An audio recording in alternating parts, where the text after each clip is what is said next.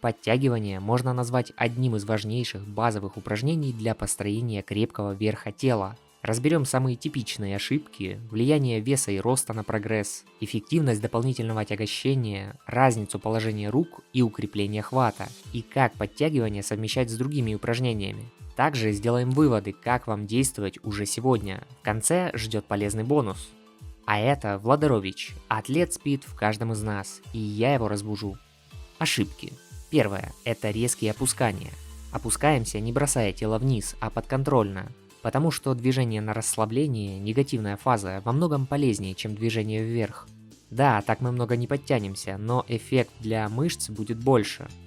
Еще могут быть ошибки – это дергание ногами, скругление вверху спины или попытки дотянуться подбородком, что само по себе является самообманом.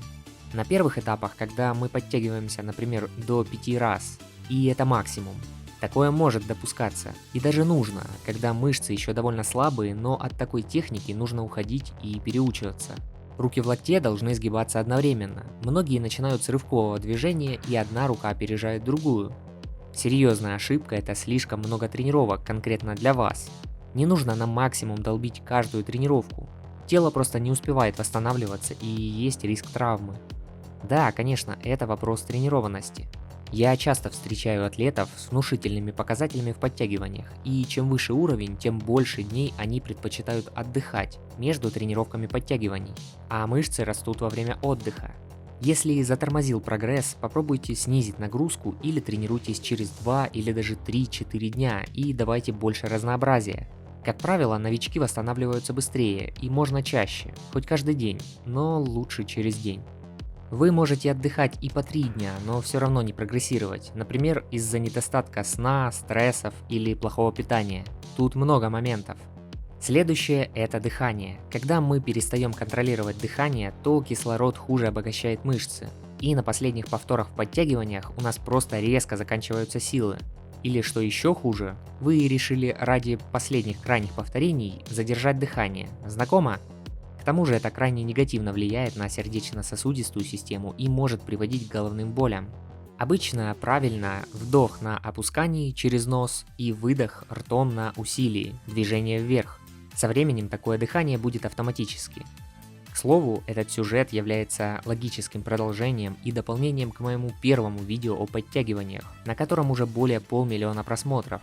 Мы там разобрали анатомию, технику и лучшие способы повышения количества. Ссылку я оставлю в описании, обязательно посмотрите после этого ролика. Влияние роста и веса на наши силовые показатели. С одной стороны, можно подумать, что чем легче и ниже спортсмен, тем проще ему будет даваться подтягивание на количество. Но тогда бы исключительно все гимнасты и воркаутеры выглядели дрыщами. Также есть мнение, что топ-атлетам, например, в воркаут-элементах, нужно быть в идеале 1,60 м и худым. Но тот же Лайзенс, к примеру, рост 1,83 м, вес 80 кг, хоть сейчас избавил. Артем Морозов, несмотря на его худощавость в 65 кг, рост атлета 1,78 м. Или Виталий Фищук, ростом 1,83 м и весом 95 кг. Если брать спортивных гимнастов, то они в среднем 1,60 м ростом и 60 кг вес, или меньше. Влиять будет скорее соотношение роста и веса, и натренированная связь мозга и мышц. Например, вы весите 80 кг, и это преимущественно мышечная масса, и вы тренируете подтягивания один раз в 7-10 дней или реже. А другой атлет с этим же весом тренирует подтягивания 2 раза в неделю. То есть его немаленькая мышечная масса привыкает работать в режиме силовой выносливости. И такой атлет при правильном дозировании нагрузки будет подтягиваться больше.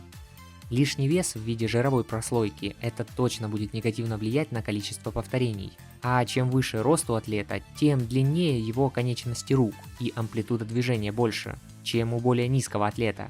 И усилий на одно повторение тратится больше.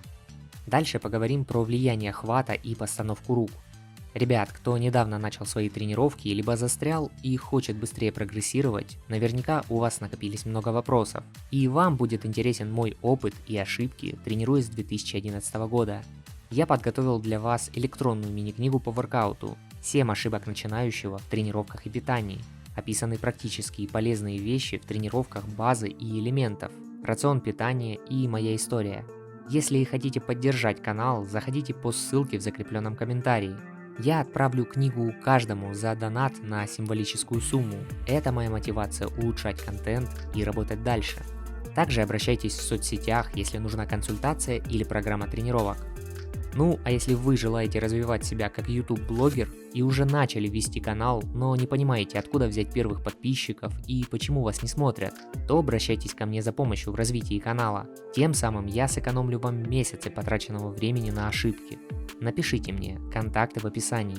Там же страничка с моими результатами и отзывами ребят. Двигаемся дальше к сюжету. Касательно постановки рук и выбора хвата, тут все очень индивидуально. Каким хватом мы привыкли тренироваться, таким и будет получаться больше раз. И то, что говорят, мол, нижним хватом якобы подтягиваться легче, то тут всего лишь вопрос развитости мышц и привычки к хвату. Ширина постановки рук влияет на амплитуду, расстояние до турника. Более высоким и массивным ребятам проще подтягиваться широким хватом. По тренировкам хвата часто бывает, когда мы подтягиваемся и мышцы вроде бы еще могут, но хват уже отпускает. Знакомо? Это часто бывает и причиной застоя результата. И если тренировки хвата у многих ассоциируются только с кистевым экспандером, то я скажу, что хват в зависимости от вида спорта укрепляется по-разному. Так, для подтягиваний подойдет лазанье по канату, по возможности без ног, лазанье по рукоходу, подтягивание на полотенце, на турнике с широким диаметром или на крутящейся перекладине. А еще вис на турнике на согнутых руках. Все это можно чередовать. Ведь главное для прогресса, чтобы нагрузка была разнообразная и мы не привыкали. Есть и еще интересный метод укрепления хвата. Утяжелители для ног можно повесить на запястье. Так вам будет тяжелее висеть, укрепляется хват при подтягиваниях. А общий вес тела, который нужно тянуть руками, не меняется. Влияние дополнительных весов. Если вы подтягиваетесь уже 15-20 раз минимум и результат застрял, то рекомендую начать подтягиваться с небольшим весом 2-4 кг на некоторых тренировках. Здесь не идет речь, что вес снаряда нужно обязательно наращивать. Смысл именно в добавлении небольшого веса к привычной нагрузке. Вес лучше подбирать так, чтобы ваше привычное количество повторений на тренировке снизилось незначительно. Если хотите подробный сюжет о подтягиваниях, где разберем тренировки с дополнительным весом, то покажите свой интерес лайком под видео и подпиской. Наберем хотя бы от 500 пальцев вверх, и я делаю ролик. Определите текущий максимум и слабые точки. Если вы уже регулярно тренируетесь, то отдохните 3-4 дня и проверьте свой максимум в подтягиваниях. Дальше давайте разберемся, по какому принципу тренироваться. Просто на ком-то лучше, а на ком-то хуже работают, и зависит от уровня тренированности. Для желающих научиться подтягиваться подойдут частые тренировки с большими объемами на малое количество раз. Помогут научиться низкий турник. Если вы подтягиваетесь 10-15 раз, то подойдет метод объемных тренировок. Делайте суммарно 15-20 подходов и небольшое количество раз, например, по 5 повторений. Со временем увеличивайте общую сумму на тренировке. Проводите отдельную тренировку на технику с фитнес-резиной и можно добавлять статику. Вис на согнутых руках в конце тренировки на максимум. Можно выделить отдельный день или в качестве основной тренировки для проработки слабых точек. Например, укрепление хвата или прокачки мышц, которые работают в подтягиваниях и слабы у вас.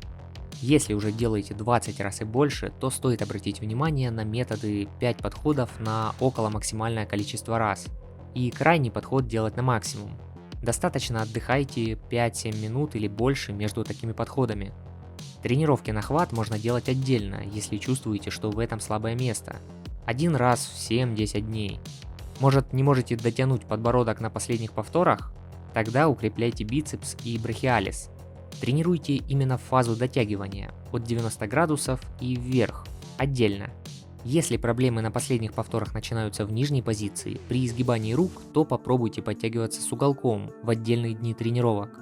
Сначала с согнутыми коленями, а потом выпрямив полностью. Пробуйте, экспериментируйте с днями отдыха, объединяйте методики, делайте легкие, тяжелые тренировки. Усложняйте с доп. Весом и наоборот, выполняйте с облегченной резиной.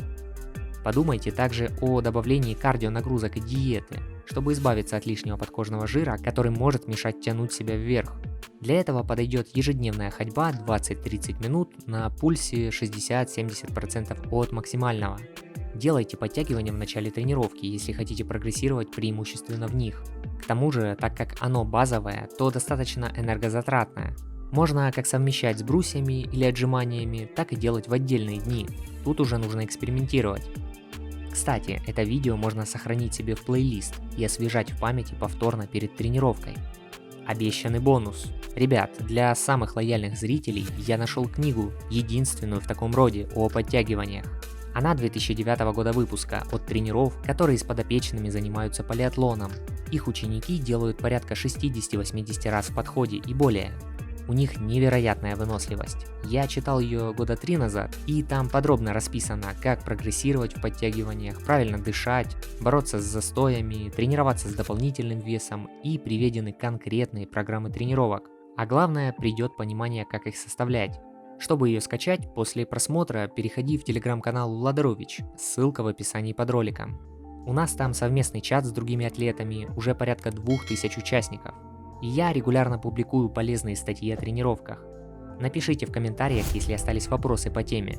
И как считаете, лучше прогрессировать в подтягиваниях на количество или постоянно усложнять силовыми вариациями на 10-15 раз? Пообщаемся внизу. Автор сюжета я, Владарович, разбуди в себе атлета. А сейчас я предлагаю тебе встретиться в других роликах на канале. Нажимай на плейлист, выбирай интересную историю и узнавай о новых темах.